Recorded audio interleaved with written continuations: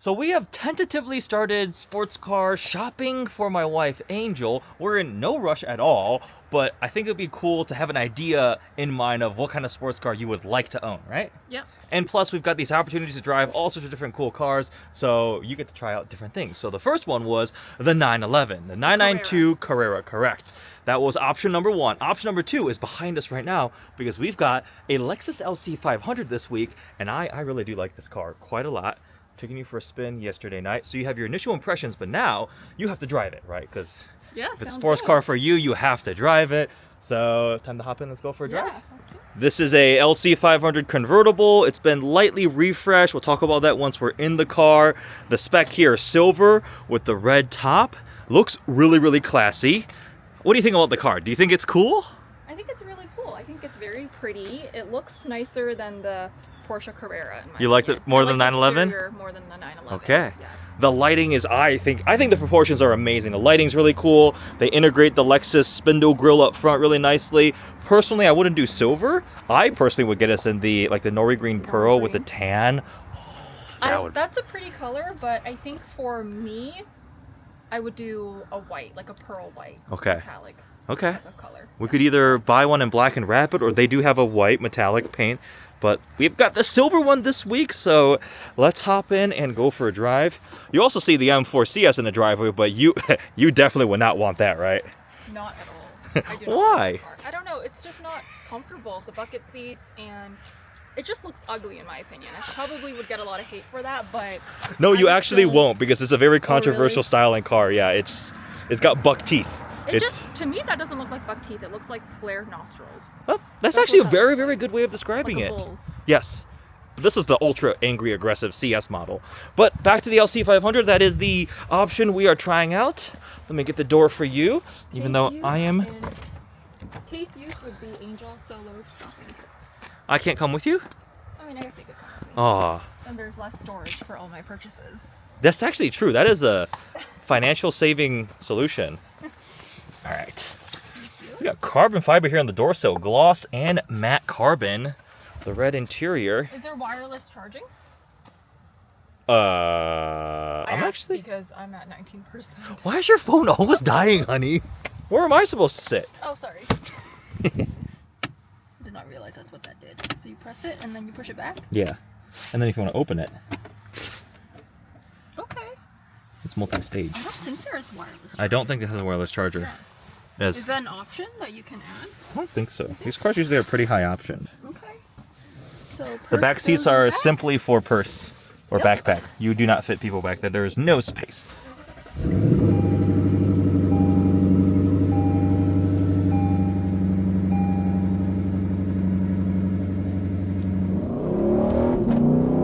Whoa, that's powerful. Not as responsive as the Porsche. Right? Trying to see how... Oh, I guess it is. That's how I feel when I'm in the This has passenger two seat. handles. Oh, perfect. Ah! I'm giving you a taste of your own medicine, honey. It's not passenger princess. It's passenger prisoner. No, it's passenger survivor. I the haven't term. finished the drive yet, so we don't know if I survived. All right. So it's passenger prisoner at the moment. Wow. Willing prisoner. Is any prisoner willing? Yeah, you. Then that's not a prisoner. Then a prisoner, by definition, has to be against their will, right? It's like a Right. willing kidnappee. Give it some Oh, you beans. think Listen to that- it. Give it some beans. Okay. Holy shit, that's powerful. I correctly identified this as having an inline six. Nope. Did I not? That was the M4, babe. Oh shoot, you're right. Okay, yeah. Wait, so this does not have an inline This is six. the 5-liter naturally aspirated Oh, the V8. naturally aspirated. Yeah. But it sounds like an inline six. It's more smooth. It's a nice V8. It's a nice, smooth V8. Because you said the V8 has more of a rumbly sound, right? Yes, typically V8s have a little bit more of a grumbly sound than an inline 6. Inline 6s are a little more balanced and smooth sounding. Okay. But I appreciate the confidence when you said you correctly identified. Well, I mean, I think ever since dating and marrying you, I've been a little bit more cognizant of cars, obviously, and Yes. trying to correctly identify the model and the specific, like, the specific car, right? Yeah. Is- But this yeah, it's is like a sports car that's kind of in between. It's a sporty coupe, but it's not like a pure sports car. But it's also not like a pure luxury coupe. So like in the world of ultra luxury two doors, there was cars like the Mercedes S-Class coupe. There was a two-door version of the S-Class, and they're awesome. Like a floaty yacht, right? I love those things, and there's performance versions. So are AMG. those technically sporty? Because it's No, AMG they're and definitely S-Class? it's performance afterwards, luxury first. It's like they can do both of it, but it's definitely still like luxury car. Same thing like a Bentley or a Rolls Royce, and then you have the much more like dedicated sports cars. This kind of is in between the two of them. I was gonna say, like, where does this fall on this? It's in between. It's kind of the best of both worlds, which is also the 911. It's like you can daily drive. It's comfortable, but it's also sporty. I feel like it's not Definitely as comfortable more as this car, though. Yeah, this is definitely, I think, more comfortable, especially if you go back into normal or comfort. If you press the end, yep, that puts you into normal. And then if you toggle down, that puts it into comfort. And now it's going to be even lazier, even more like all of that. I equate this to be like a Japanese Aston Martin. I'm taking it right here. Yes. Yeah. It's like got the style, the looks, the sound, and it's like nicely in between sporty and luxury, kind of combination of both. That's my spiel. Now I will let you enjoy the LC500 and formulate your thoughts and opinions. I'll turn you into an expert car reviewer. Yeah, I mean, I definitely think I like this more than the Carrera. Okay. So it has Because- already superseded the 911. Yes, just because of the comfort aspect of it, and it still feels sporty without being too hard, I guess. Okay. That has to do with the suspension, right? Suspension tuning, the way the chassis is set up, yeah, lots of different So what's the things. difference between the suspension with this and the Carrera and the chassis between the two? Without getting too deep into like the various tech specs, the dampers are going to be different in terms of how they respond. The What are dampers again? dampers are a suspension component that absorbs impacts I see, okay. and like dampens the force. So like the rebound and like your bounciness, right? So the dampers on this is probably better, right? Not necessarily better, just tuned differently.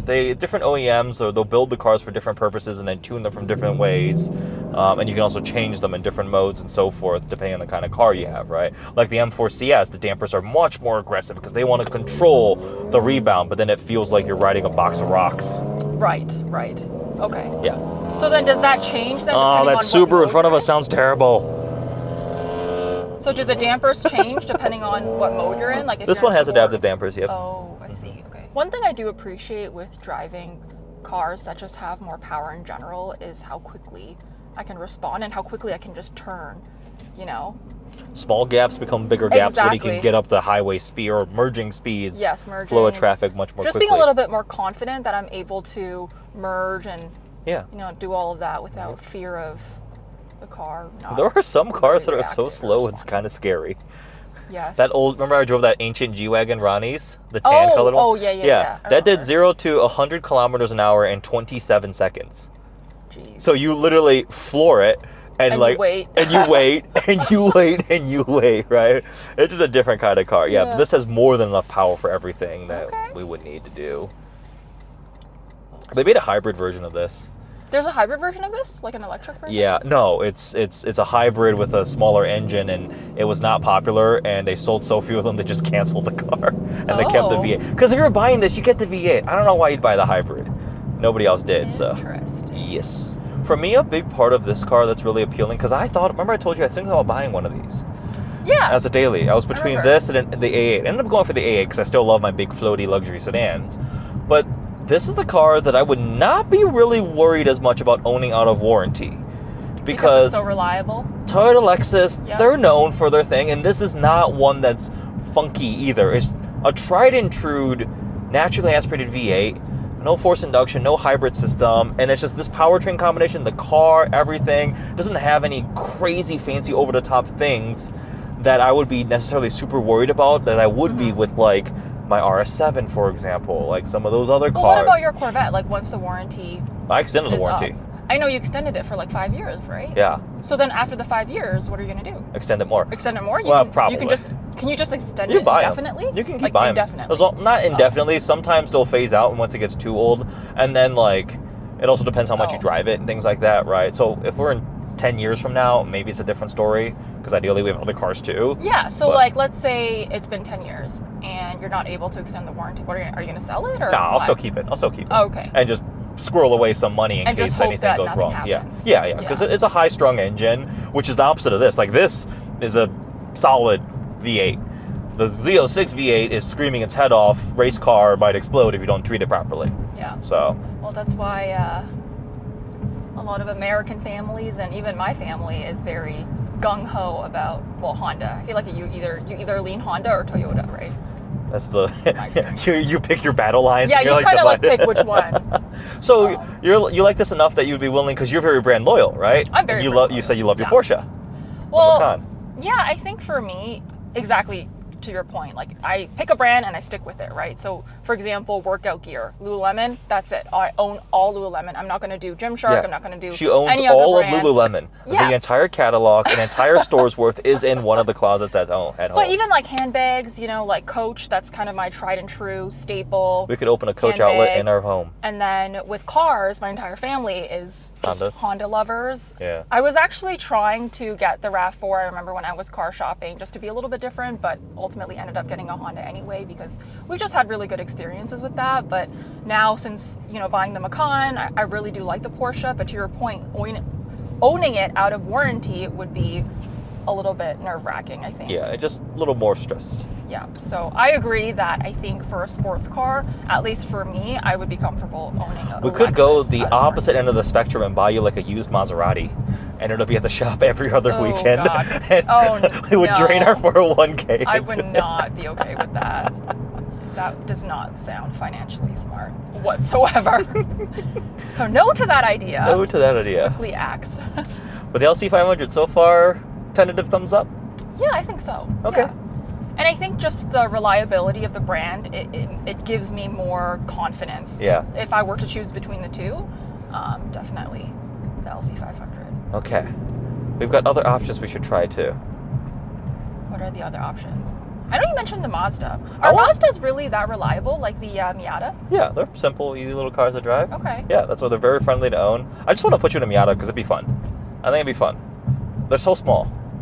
I don't know if you'd like that though. I don't know if I'd like that either, because I'm so accustomed to larger vehicles, taller SUVs, things like that. I don't know if I would But see, love that's a being in psychological tiny thing. You're car. not. You've had a CRV and you've had a I feel Macan. like a CRV is pretty Those are tall. little. Yeah, but they're bigger than a Miata. Oh, well, yeah, It's everything is bigger than a Miata except for a Suzuki Cappuccino. Well, I mean, it's like choosing between, to me anyways, or maybe I just think of things in two ends of the spectrum, like being in a bigger, taller SUV versus a little smart car, Yeah. I feel like that's how I would feel in a Okay. Miata. I would feel like I'm in a sports car and I'd feel It's like a go-kart. not that safe when I'm on the road, Okay. right? Yeah, Like, okay. I agree. That's how I feel. I agree.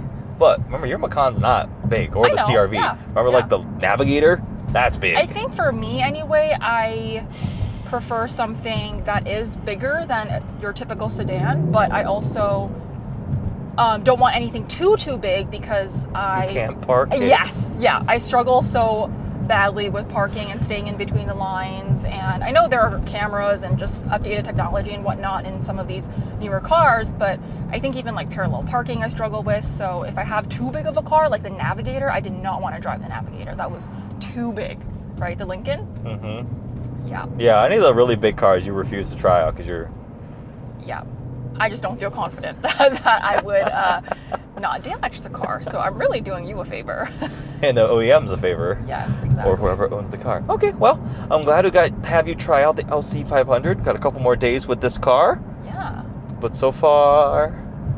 Yeah, so far I do like it. Okay, as long as you like it.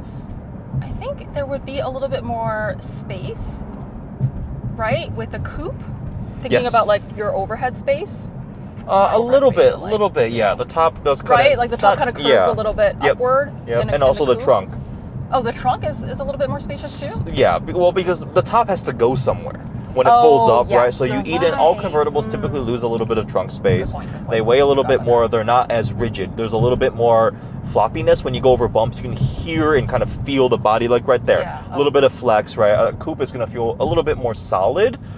We're also not buying this car tomorrow. Yeah, Tomorrow. of course. Because this is probably gonna be like a 6 to 9 month video series of sports car shopping for my wife Angel. Because we want to make the right decision. You've never owned a sports car before. I want to try a bunch of different things for you. And to be fully honest, we just bought a house.